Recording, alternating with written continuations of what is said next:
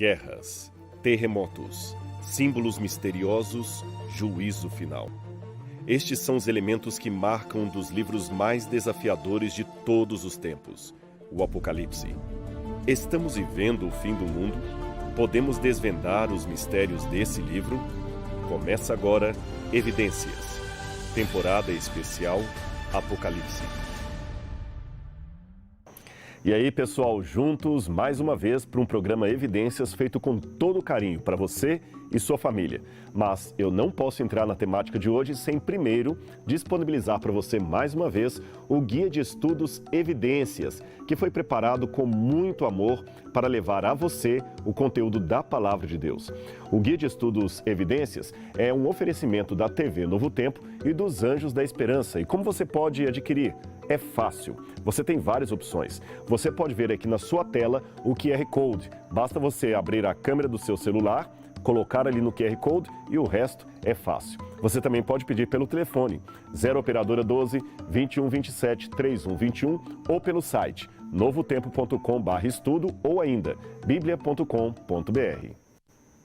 O capítulo 1 do Apocalipse contém uma revelação rica, quase ofuscante do próprio Jesus Cristo. Os versos 4 a 8 apresentam 3 descrições básicas do Mestre.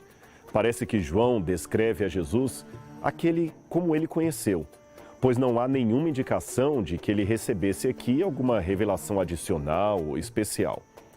Este é o Cristo do passado, do presente e também do futuro.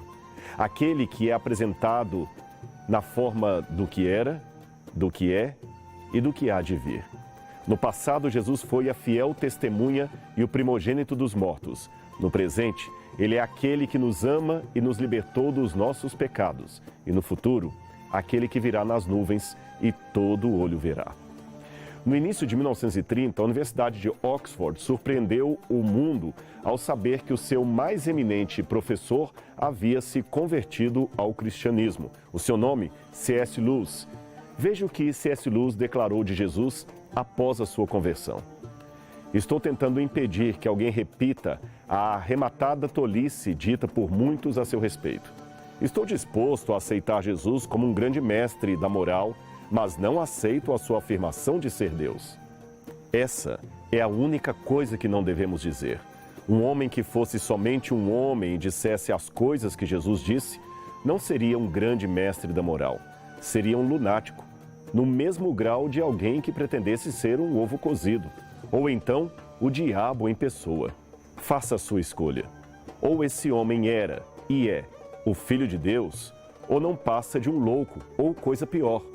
Você pode querer calá-lo por ser um louco, pode cuspir nele e matá-lo como um demônio.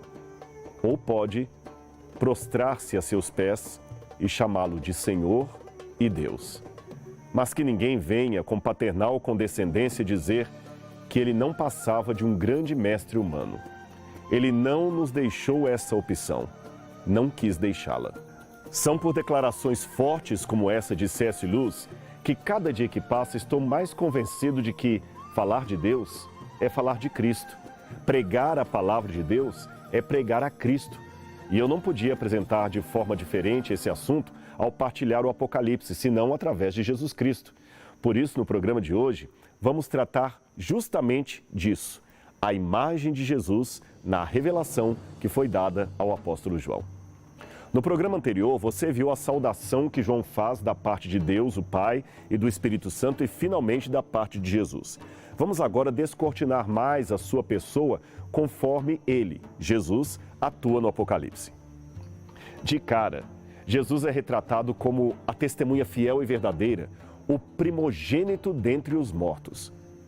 E o que isso quer dizer? Interessante que a palavra grega para testemunha é a palavra mártir, que até hoje usamos em português. Os apóstolos, desde o início, enfrentaram graves perigos, até quase todos sofreram a morte por suas convicções.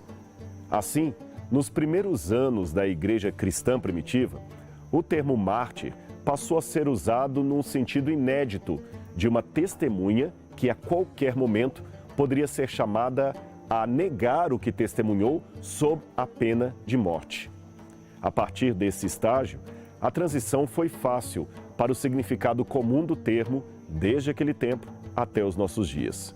Um mártir, ou uma testemunha de Cristo, é uma pessoa que sofre mais que a morte do que nega sua fé. João, no Apocalipse, emprega a palavra com esse significado quando se refere aos membros da igreja. Mas no que diz respeito a Jesus, há uma diferença. Jesus não foi um mártir no mesmo sentido que Paulo foi um mártir do cristianismo.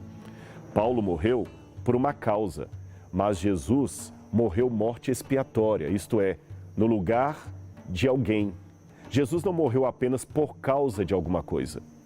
Perceba, Jesus veio destinado à cruz. Ele sabia que este seria o seu fim, morrer em lugar do pecador.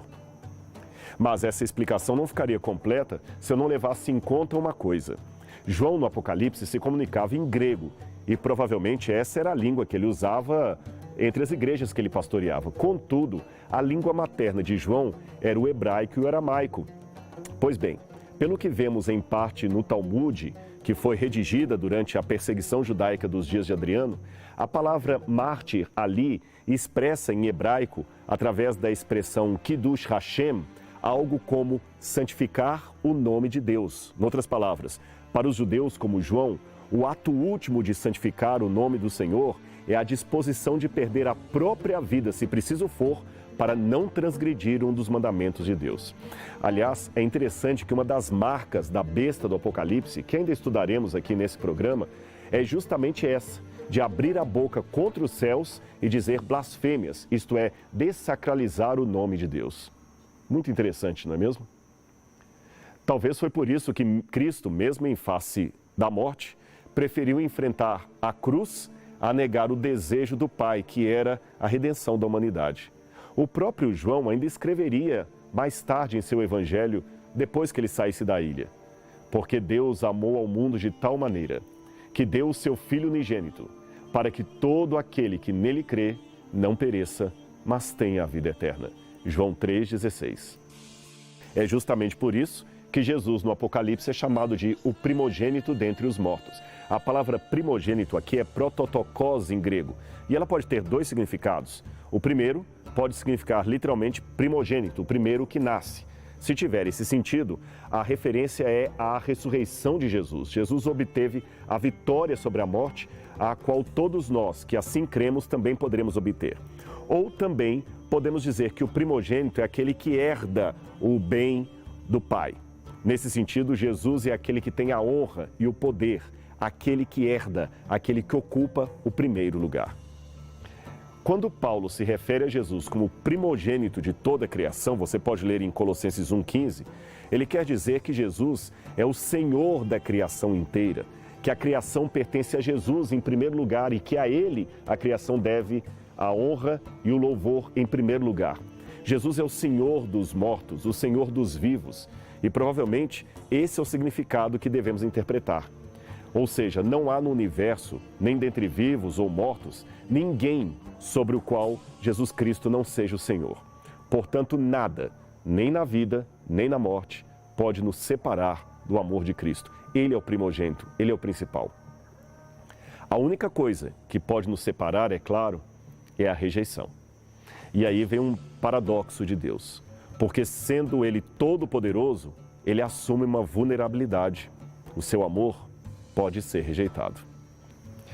E é justamente por isso que quando a gente vai para Apocalipse, capítulo 1, versículo 7, você vê que João combina aqui o texto de Daniel 7,13 com Zacarias capítulo 12, especialmente o verso 10. Vamos ler o Apocalipse. Eis que vem com as nuvens, e todo olho verá, até mesmo aqueles que o traspassaram.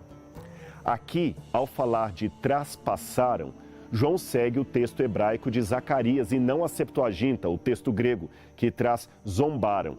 Agora, é interessante que, diferente de Mateus 24:30, onde Jesus vem sobre as nuvens, epi, e de Marcos e Lucas, onde Jesus vem nas nuvens, en, aqui no Apocalipse, Jesus não vem sobre as nuvens nem nelas, ele vem em meio às nuvens. O que significa isso?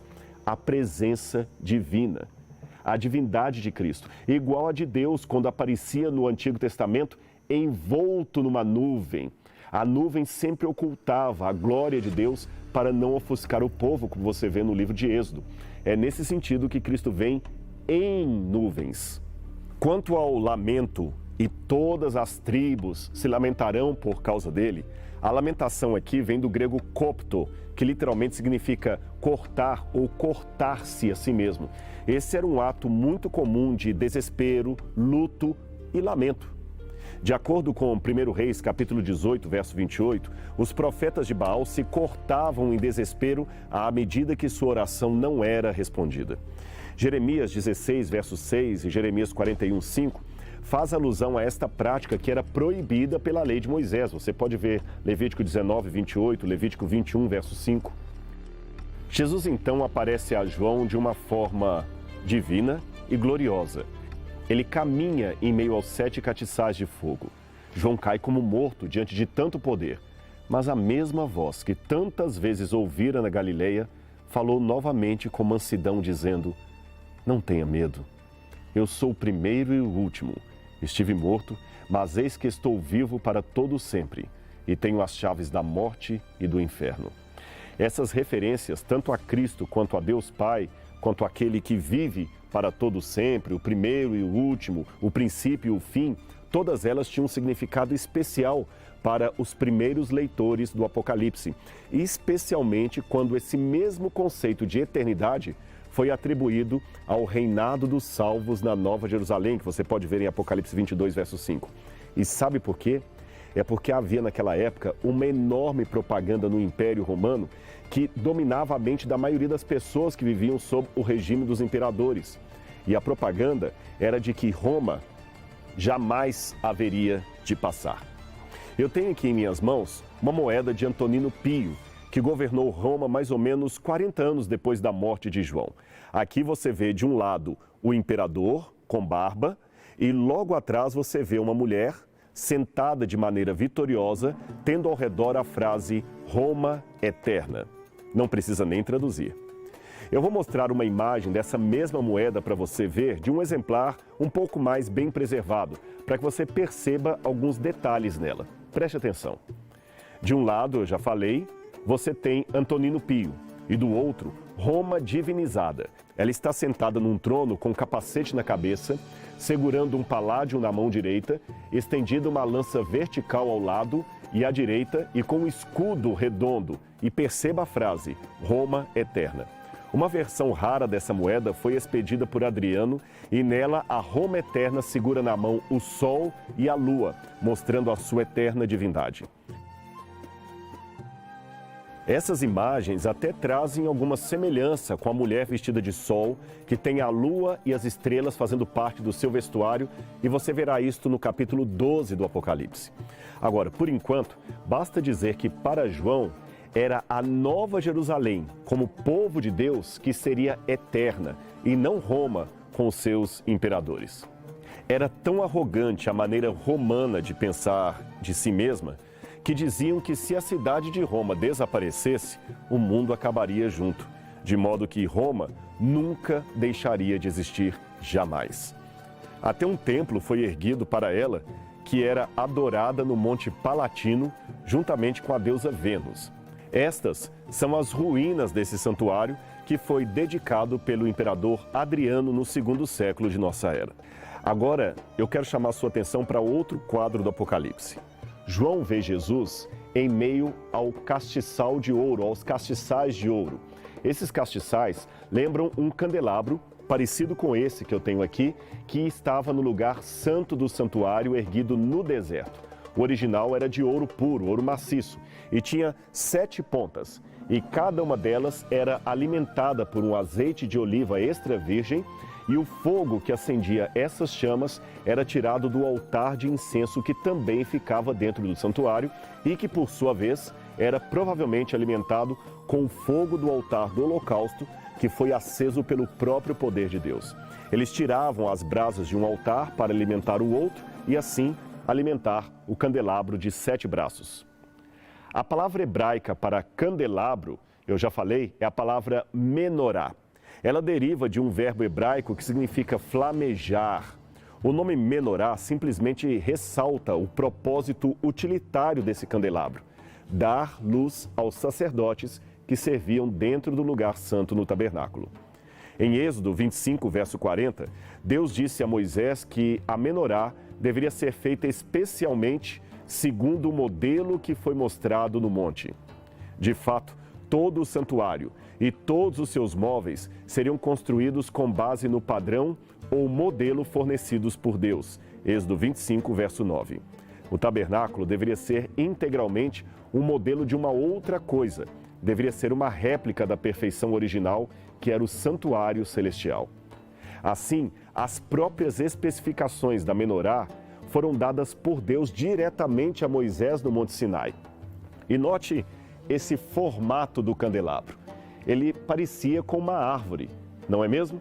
E de fato, as árvores estilizadas na época do Antigo Oriente Médio tinham mais ou menos esse formato. No Antigo Oriente Próximo, artisticamente havia um símbolo constante de uma árvore sagrada que significava a vida eterna, a prosperidade ou a produtividade. Temos várias representações dessa árvore na cultura sumeriana. Para o povo de Deus, a menorá no templo simbolizava a mesma coisa, a vida e as bênçãos que Deus tem dado ao seu povo. No entanto, o candelabro deveria também lembrar o povo hebreu de uma árvore em particular. E talvez os próprios sumérios também tinham uma reminiscência de outra árvore sagrada. Veja que essa tem dois seres alados que a vigiam. Isto certamente lembra você de alguma coisa, não é? Exatamente. O Jardim do Éden e a Árvore da Vida, que teve, depois da queda de Adão e Eva, a presença de dois querubins vigiando o caminho dela para que ninguém se aproximasse. Como muitos eruditos reconhecem, tanto o tabernáculo quanto o templo de Salomão foram planejados e projetados para que os adoradores se lembrassem do Jardim do Éden. O Jardim do Éden que seria como um santuário onde Adão era o sacerdote. E você se lembra, no meio do jardim, o santuário era a árvore da vida. A menorá, portanto, seria um símbolo não apenas da vida, mas da vida eterna, aquela que Deus prometia ao seu povo. E Deus não olhou somente para trás, para a árvore da vida que estava no Jardim do Éden, mas também antecipou a árvore da vida que estará nos novos céus e nova terra, descritos em Apocalipse capítulo 22. Lá, naquele santuário edênico da Nova Jerusalém, o apóstolo João tem uma visão. E o que ele vê? Vamos ler na Bíblia? Está justamente aqui. Eu quero ler com você. O rio da vida, brilhante como cristal, que sai do trono de Deus e do Cordeiro. No meio da sua praça, de uma margem à outra do rio, está a árvore da vida, que produz 12 frutos, dando seu fruto de mês a mês. E as folhas da árvore são para a saúde dos povos. Apocalipse 22, 1 e 2. Aliás, é curioso que quando João tem essa visão, ele diz que não viu o santuário na Nova Jerusalém. E por quê? Porque o próprio Cordeiro de Deus estará com eles. Jesus será o santuário vivo no meio de nós. Originalmente, era o plano de Deus que o candelabro do santuário ficasse aceso para sempre. Essa foi a instrução que Deus deu a Moisés, e você pode vê-la aqui na Bíblia. Ordenarás aos filhos de Israel que te tragam azeite puro de oliveiras, batido para o candelabro, para fazer arder as chamas continuamente, na tenda da congregação, fora do véu que está diante do testemunho. Arão e seus filhos as porão em ordem desde a tarde até a manhã, perante o Senhor. Isto será um estatuto perpétuo para os filhos de Israel pelas suas gerações. Êxodo 27, 21 e 22. Em outras palavras, Deus estabeleceu a conservação do candelabro aceso como se fosse um testemunho perpétuo, ou seja, esse mandamento não deveria jamais ser revogado. Mas a história nos mostra que essa prática foi interrompida, especialmente depois que Tito, o general romano, marchou com fúria sobre Jerusalém e a sitiou, destruindo o templo e a cidade no ano 70 d.C. No arco de Tito, em Roma, é possível ver o relevo dos romanos levando a menorá do templo de Jerusalém como um espólio de guerra. Essa destruição impediu que os judeus continuassem a obedecer esse mandamento de manter a menorá acesa. E, de fato, depois, no Novo Testamento, já não se fala mais acerca dessa ordem dada por Deus. E daí? Como ficamos com o mandamento perpétuo do Senhor? Então ele teria deixado de ser um mandamento perpétuo? Não, de jeito nenhum. Deus tem maneiras surpreendentes de mostrar a sua soberania na história. Esta ordem continua cumprindo-se nos dias de hoje, no cumprimento do Velho Testamento, que era apenas uma figura. Eu vou explicar isso para você. O antigo ritual do santuário é como uma planta na mão de um engenheiro. Não se trata do edifício em si, mas mostra como ele será depois de construído. Assim também era a lei de Moisés. Ela não tinha a imagem exata das coisas que apontava, mas prefigurava a salvação vindoura, isto é, a nova aliança em Cristo Jesus que haveria de se manifestar. Veja, não sou eu quem estou dizendo isto, é Paulo. Você quer ver? Está aqui. A lei não tem a imagem exata das coisas, mas a sombra dos bens vindouros. Hebreus 10, versículo 1. Sabe, os mandamentos perpétuos que o Senhor estabeleceu na velha aliança continuam mantidos na nova aliança, porém não mais como figura e sim como cumprimento. Às vezes, para valorizar os 10 mandamentos, nós somos até tentados a rejeitar a lei cerimonial como se ela fosse má, transitória, sem efeito positivo. Porém, nada estaria mais longe da verdade.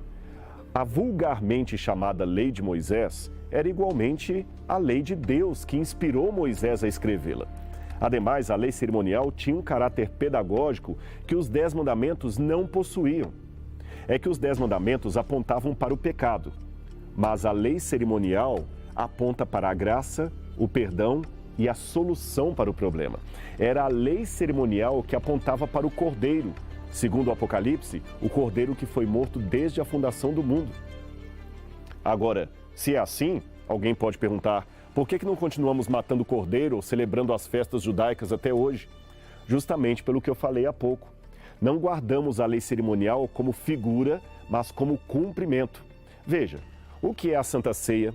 O que é o batismo? A unção dos enfermos? São leis cerimoniais. A diferença é que enquanto as antigas leis cerimoniais apontavam para o Messias que haveria de vir, as novas apontam para o Messias que já veio e voltará. E o serviço do santuário continua sendo exercido. Como? Onde? Pelo nosso sumo sacerdote no santuário celestial. Portanto, se fez necessário que as representações das construções que estão no céu fossem purificadas mediante tais sacrifícios, mas os próprios elementos celestiais por meio de sacrifícios muito superiores a estes, pois Cristo não adentrou a um santuário erguido por mãos humanas, uma simples ilustração do que é verdadeiro. Ele entrou nos céus, para agora se apresentar diante de Deus em nosso benefício. Ele também não se ofereceu muitas vezes, como procede o sumo sacerdote que entra no Santo dos Santos de ano em ano, portando sangue alheio.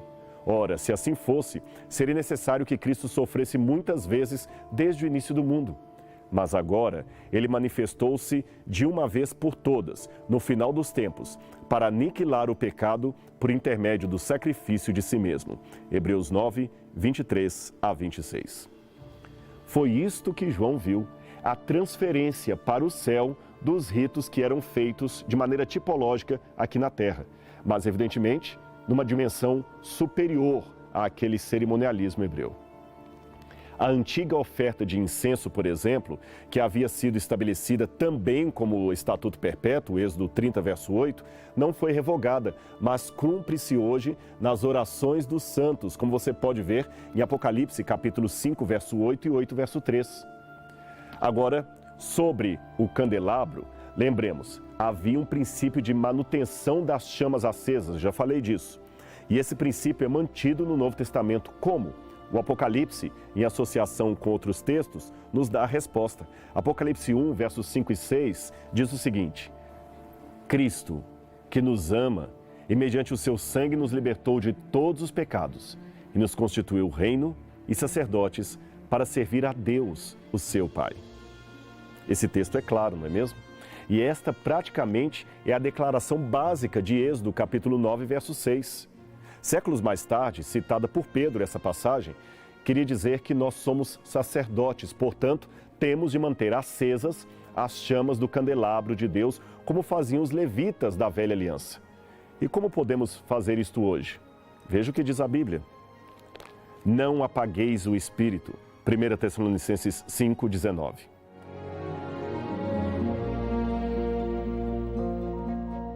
Embora exista um debate aberto ainda com relação aos detalhes do vestuário nos tempos bíblicos, parece quase certo que a maioria dos homens usavam túnicas curtas, à altura dos joelhos. Isto porque eles trabalhavam com serviços braçais e precisavam de mobilidade. Contudo, os mais velhos, os reis e os anciãos do povo usavam túnicas mais longas, porém na altura do tornozelo. As de Jesus, no entanto, iam até os pés, por isso são chamadas de vestes talares, isto é, que vão até os talões, os calcanhares. Essa, precisamente, era a mesma descrição que o Antigo Testamento empregava em grego para descrever a vestimenta do sumo sacerdote. Êxodo 28, verso 4, Levítico 16, 4. Joséfo também descreve os hábitos de levarem os sacerdotes, os sumos sacerdotes, túnicas até os pés quando estavam no ofício do templo. Eles usavam uma túnica que lhes chegava até os pés e ao redor do peito, um pouco mais acima que os cotovelos, uma faixa não muito apertada que lhes dava várias voltas. De igual modo, reis e altos dignatários também usavam vestes talares, conforme vemos nesse antigo relevo da Assíria. Tudo isso significa que a descrição da vestimenta que levava Cristo no Apocalipse fazia o leitor ou o ouvinte do livro a se lembrar das roupas dos reis, dos sacerdotes e dos sumos sacerdotes do Templo de Jerusalém. Aqui temos então uma representação simbólica do caráter monárquico e sumo sacerdotal do Messias ressuscitado.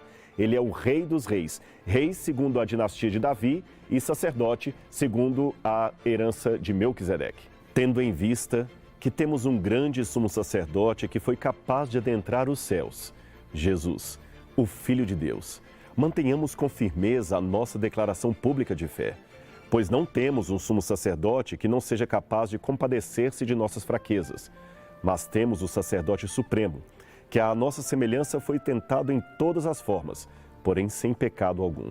Portanto, acheguemo-nos com toda a confiança ao trono da graça, para que recebamos misericórdia e encontremos o poder que nos socorre no momento da necessidade.